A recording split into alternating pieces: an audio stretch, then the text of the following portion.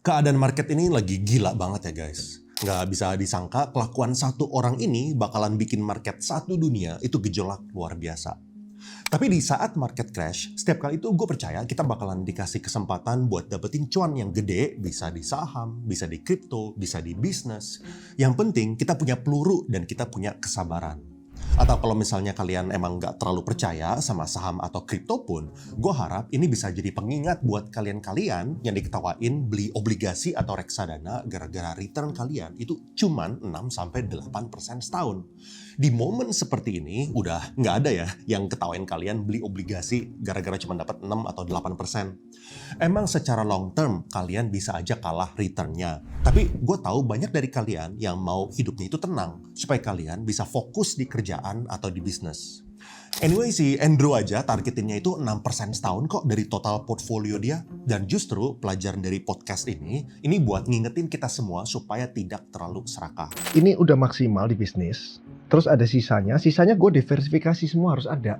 Jadi kalau diversifikasi itu ada yang naik, ada yang turun. Jadi pasti bisa tidur. Jadi kalau dolar naik, Indonya turun, dolar turun, Indonya naik. Itu udah pasti, semuanya itu naik turun. Jadi semuanya ya, jadi ada apapun ya hampir sama. Investasi gue ARR rate-nya paling ya berapa ya?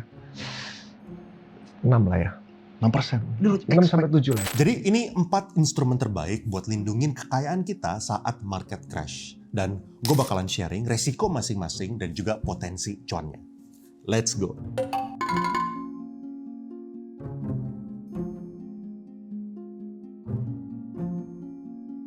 Yang paling pertama dan yang resikonya itu terendah adalah pegang cash. Tapi cashnya ini bukan rupiah ya, soalnya rupiah kita itu terkenal makin lama makin nyungsep. Cash menurut gua bisa di US dollar, bisa di Singapore dollar, bisa di Japanese yen, dan performance-nya ini beda-beda ya. Selama ini US dollar itu dianggap bagus, euro itu bagus, Singapore dollar itu bagus. Bahkan dalam jangka waktu yang agak panjang, Singapore dollar itu ternyata menguat loh lawan US dollar. Dan menurut gue cash ini bagus buat kalian yang nggak percaya sama obligasi swasta maupun pemerintah, atau kalian butuh pakai duitnya itu kapanpun. Siap buat beli saham atau kripto di kemudian hari kalau misalnya koreksinya ini lebih dalam. Saran gue, jangan tukerin duit kalian di money changer. Soalnya rate-nya itu super mahal. Sejak gue udah tahu aplikasi bank itu bisa nukerin dari rupiah ke mata uang lainnya dan juga sebaliknya, gue kalau misalnya keluar negeri pun juga cuma mau nukerin di money changer sekecil mungkin. Dan itu pun kalau misalnya kepepet aja. Untuk aplikasi, gue pribadi pakai aplikasi CIMB. Jujur, gue belum terlalu banyak ngetes mana aplikasi yang paling cuan. Soalnya terakhir gue ngecek pakai CIMB, rate-nya ini udah cukup kompetitif. Tapi di CIMB, kalian harus tahu kungfu-kungfunya supaya kalian bisa maksimalin cuan. Di oktonya CIMB, kalian punya kepentingan untuk transfernya itu dengan jumlah yang relatif besar. Ini untuk mayoritas orang ya. Ini gue kasih contoh aja. Kalau misalnya gue konversinya itu $3.000, gue dikasih rate $1 sama dengan 16.857. Kalau misalnya gue naikin, misalnya jadi $4.000, rate-nya ini udah nggak membaik ya. Tetap sama $1 sama dengan 16.857. Tapi kalau misalnya gue konversinya itu kecil, misalnya $100, rate yang gue dapat itu malah $1 sama dengan 16.879. Dan di luar dari nominal, jamnya ini juga pengaruh ya. Kapan kalian melakukan konversi, rate-nya juga bakalan berbeda. Setahu gue khusus buat CIMB, jam 9 pagi sampai jam 2 siang saat jam kerja itu adalah yang termurah. Next, reksadana. Saat ini langganan gue itu makmur dan di sana ada beberapa tipe reksadana yang menarik yang gue belum pernah bahas. Misalnya kayak RDPT USD, kayak dana mas dolarnya Sinarmas. Setahun terakhir, dana mas dolar itu naik sekitar 4%, ini dalam USD ya. Artinya kalau misalnya rata-rata penguatan USD itu 2-3% setahun, kalian dapat antara 6-7% dari segi rupiah dalam jangka yang relatif panjang. Enaknya gara-gara harganya itu stabil, gue jadinya relatif fleksibel juga ya, mau withdraw duitnya ini kapanpun. Dan gue terakhir baru nambah di sini bulan Maret waktu dunia itu mulai gejolak. Dan berbeda sama cash, reksadana ini tentu ada resikonya juga ya. Fair lah kalau misalnya kalian nggak mau ambil resiko sama sekali, ya pegang aja cash. Tapi kita otomatis nggak bisa dapetin cuan dari kenaikan RDPT USD ini ya. Anyway, sebenarnya kalau misalnya pegang cash itu ada resikonya juga, ya resiko hilang gitu kan. Cara assess resikonya gimana? Seperti reksadana pendapatan tetap atau RD lainnya, kita bisa cek di Fund Fact Sheet. Di sini kelihatan RDPT USD Dana Mas isinya itu relatif terdiversifikasi. Isi-isinya ini obligasi USD swasta maupun pemerintah. Misalnya kayak Delta Dunia Makmur 8,1%, Golden Energy Resources 9,5%, dan Solar United Network ini 9,3%. Dan beberapa obligasi pemerintah seperti ROI 04 dan ROI 44. Jadi ini asesmennya kalian masing-masing seberapa besar kans obligasi swasta dan pemerintah di sini gagal bayar. Kalau misalnya kita lihat secara track recordnya Dana Mas ini lumayan stabil ya. Dana Mas dolar ini udah ada sejak tahun 2004, lebih dari 20 tahun. Dan grafiknya kalau misalnya kita tarik panjang ini lumayan garis lurus. Dan Dana Mas juga punya track record yang versi rupiahnya di Dana Mas stabil, di mana Dana Mas stabil memberikan return 5,64% dalam setahun terakhir, dan sejak 2005, seperti namanya, grafisnya juga relatif stabil. Dan kalau misalnya kalian emang mau pilih alternatif yang lain, ada juga RDPT USD Star Fixed Income Dollar yang 3 bulan terakhir itu ngasih 1%, artinya kalau misalnya kita tarik 1 tahun, harusnya bakalan sekitar 4%-an. Mirip lah kayak Dana Mas dolar. Cara deposit RDPT USD emang sedikit lebih PR dibandingkan reksadana rupiah, soalnya ini dalam bentuk US dollar. Kalau misalnya gue, seperti yang di part 1, gue transfernya itu pakai Okto CIMB yang gue jelasin tadi, tinggal tuker rupiah ke US dollar, lalu gue baru transfer dolarnya ke reksadana di Makmur. Emang RDPT USD ini baru make sense kalau misalnya kalian top up-nya itu relatif tinggi ya. Ini nggak bisa kecil-kecilan, nggak bisa $100, $200. Misalnya tadi, di Okto aja supaya dapat rate yang bagus, itu minimum $3.000. Dan waktu kalian transfer dari rekening USD buat beli RDPT USD, kalian juga bakalan kena fee untuk transfer. Ini mirip-mirip konsepnya kayak BI Fast atau RTGS lah di rupiah.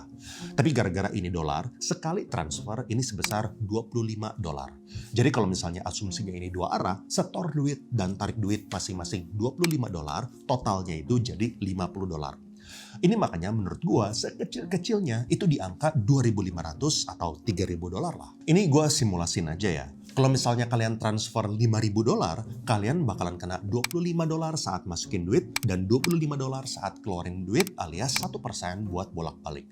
Kalau misalnya kalian transfernya itu 2.500, kalian kenanya itu $25 saat masukin duit, $25 saat keluarin duit alias 2% buat bolak-balik. Kalau transfernya $100 tentu nggak wajar ya, masa kalian kena fee sampai 50% buat bolak-balik.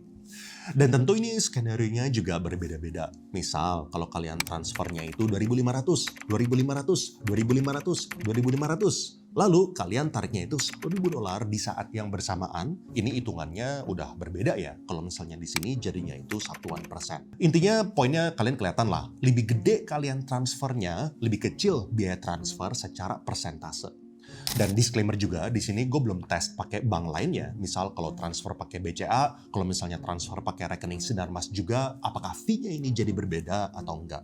Gua nggak tahu, silahkan kalian coba sendiri. Ada satu lagi sebenarnya, namanya itu RDT alias reksadana terproteksi. Ini kalau misalnya kalian scroll ke bawah, ada di blog kebaca tulisannya ini reksadana syariah terproteksi Afris. Ini salah satu contohnya ya. Atau kalau misalnya kalian mau, kalian juga bisa search nongol tulisan Afris Sukuk Berkah 8. Apa itu reksadana terproteksi? Ciri-ciri khas RD terproteksi ini tipe yang buy dan di hold sampai jatuh tempo. Dan lo ini bisa belinya di periode-periode tertentu aja ya. Kayak misalnya di contoh ini, tanggal peluncurannya itu 29 April 2025 dan jatuh temponya itu dalam 3 tahun di tahun 2028. Jadi kalau kalian tertarik beli RDT yang ini, kalian harus beli sebelum tanggal peluncurannya di akhir April. Dan cara belinya itu kalian harus chat via customer service, soalnya ciri-ciri khas reksadana terproteksi ini ada kuota yang terbatas. Makanya kalian nggak bisa beli via aplikasi. Jadi ciri-ciri khas RD terproteksi, ini kalian udah dikasih tahu returnnya itu berapa. Kalau misalnya di contoh ini, returnnya itu di angka 8% per tahun, soalnya underlying asetnya ini cuma satu. Di kasus ini, Sukuk Pindo Daily Pulp and Paper Mills. 8% ini tentu relatif tinggi ya, apalagi ini 8% net. Bukan kayak bunga deposito di mana kalian bakalan kena pajak 20%. Kalau misalnya kita search di Google, underlying-nya ini perusahaan kertas milik konglomerasi Sinarmas. Apakah Sinarmas yang punyanya 9 naga ini bisa gagal bayar? Ini balik lagi ke kalian sendiri lah ya yang mutusin. Tapi saran gue tetap ya, Mau seberapa pedenya kalian, menurut gua, jangan sampai kalian masukin 100% duit kalian di satu reksadana terproteksi. Soalnya ini berbeda sama reksadana pendapatan tetap atau RD-RD lainnya yang isinya itu udah ada banyak perusahaan atau udah ada banyak underlying aset. Reksadana terproteksi ini cuma ada satu perusahaan. Jadi kalau misalnya lo emang suka dengan reksadana terproteksi, lo harus yang diversifikasi sendiri. Misalnya beli aja 5, 8, 12 reksadana terproteksi yang berbeda-beda. Atau enggak, RD terproteksi itu lo bisa beli bersamaan dengan RDPT, RDPU, RDUSD lainnya supaya kalian bisa ngurangin exposure ke satu perusahaan.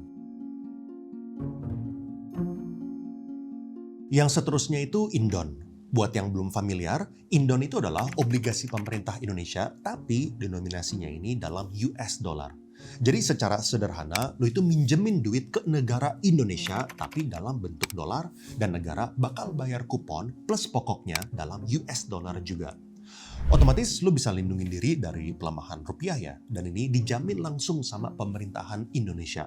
Dan secara resiko, ini instrumen yang relatif aman selama Indonesia itu kagak bangkrut dan kagak gagal bayar. Tenornya juga beda-beda, ada misalnya kayak ini, Indon 26 yang kuponnya itu 4,75% dan jatuh temponya itu Januari 2026.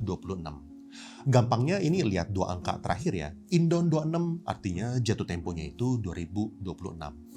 Normalnya kalau misalnya kita beli saat perdana, kita itu bayar 100, habis itu kita dapat kupon 4,75% per tahun, lalu di akhir saat jatuh tempo kita dapat pokok 100-nya kembali. Tapi di sini kita lihat harganya itu 101. Artinya kita bayar sekitar 101, lalu kuponnya itu 4,75 dan di akhir kita dapat kembali 100. Ini bukan 101 ya yang kita bayar, tapi 100.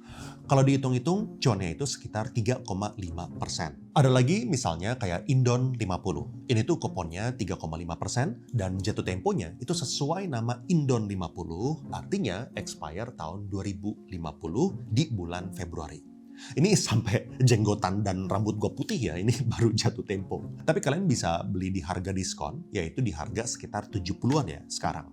Jadi harga Indon ini bisa naik turun, ini sama kayak FR, dan penurunan atau kenaikannya ini bisa lumayan drastis. Contoh, orang yang beli Indon 50 zaman dulu, ini udah super duper boncos ya, sampai 30% bahkan boncosnya kalau misalnya dia mau jual di harga yang sekarang. Makanya kalau misalnya lu beli Indon dan lu ini jual beli, lu bisa jual di harga yang rugi maupun di harga yang untung. Kecuali lu ini cuman hold ya sampai jenggotan, sampai tahun 2050 jatuh tempo. Justifikasi penurunannya ini lumayan simple. Ini kan kuponnya 3,5%. Sedangkan yang jatuh tempo tahun depan ini kuponnya 4,75%. Jadi ya wajar kalau misalnya yang harga 3,5% ini malahan turun. Supaya kalian dapat sedikit gambaran, simulasinya itu kayak gini. Kalau misalnya lu sekarang beli Indon 50, artinya lu bayar 70, habis itu lu dapat 3,5 setiap tahun. Lalu nanti di tahun 2050 lu bakalan dapat kembali 100, bukan 70 ya. Dan gara-gara ini jatuh temponya masih panjang, cuannya alias yieldnya ini masih 5,7%. Ini lumayan tinggi ya, gara-gara expire-nya ini masih jauh dan harganya ini masih naik turun kalau misalnya kalian butuh jual sebelum jatuh tempo. Menurut gua kalau misalnya lu beli Indon, baiknya itu lu beli lalu kalian hold sampai maturity aja. Nggak perlu kalian pusingin buat jual beli Indon. Tinggal disesuaikan aja lu mau pakai duitnya itu kapan, tinggal pilih tanggal jatuh temponya mau di tahun berapa. Soalnya ini pilihannya ada banyak kan, macam-macam lah pilihan kalian. Jadi kalau misalnya lu nggak ada rencana buat jual beli saham atau lu mau beli kripto, ini cuma duit di hari masa tua, Indon 50 ini bisa kalian pertimbangin.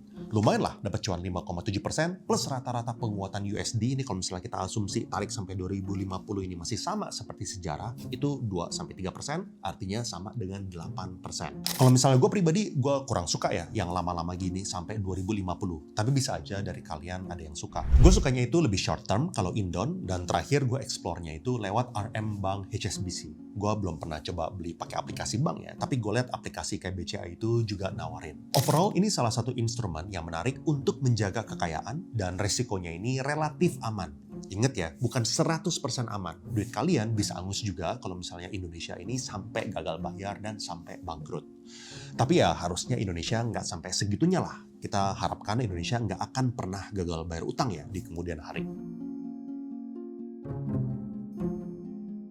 Instrumen terakhir yang terkenal bisa ngejaga kekayaan di saat-saat krisis adalah emas.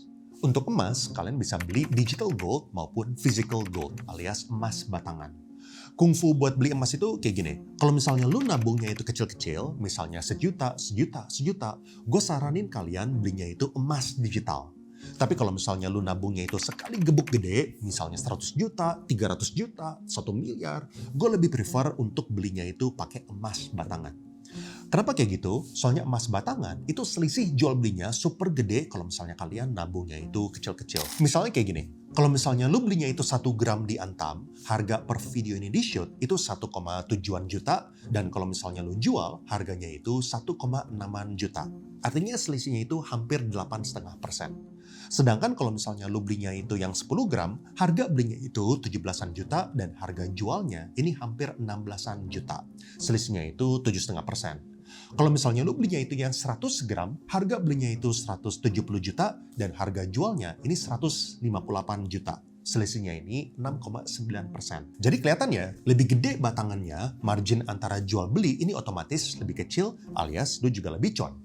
Dan ini juga sama ya, seperti di merek-merek lain, misalnya kayak Sampurna Gold, 100 gram itu selisih 5,1%, 10 gram itu selisih 5,2%, dan yang 1 gram itu selisih 7,4%. Tapi kalau misalnya batangan gini ada downside-nya juga ya. Downside-nya itu otomatis gara-gara selisihnya ini antara 5-9%, kagak masuk akal buat lu beli batangan kalau misalnya lu ada ekspektasi untuk pakai duitnya dalam jangka pendek. Soalnya harganya ini belum sempat naik dan lu udah kena biaya 5-9%. Batangan ini baru masuk akal kalau misalnya lu belinya ini super jangka panjang. Misalnya 10 tahun, 20 tahun, atau bahkan sampai warisin ke anak, cucu, atau kalau misalnya kalian terpaksa lah gara-gara ini sebagai dana darurat. Lalu ada satu downside lagi. Keuntungan emas, lo ini sebenarnya masih kena pajak progresif ya. Gue tahu banyak orang yang nggak lapor dan ngekungfuin pajaknya supaya kalian nggak bayar pajak progresif. Tapi kalau misalnya kalian ngomongin secara aturan, kalian itu sebenarnya kena pajak progresif. Anyway, kalau misalnya lo mau tahu kenapa Donald Trump itu segila itu menerapkan tarif ke seluruh dunia sampai pada merah semua, lo bisa klik di sini. Atau kalau misalnya lo mau tahu gimana caranya bisa jadi pebisnis yang hebat, lo harus nonton podcast gue di sini. Thank you and I will see you guys again in the next video.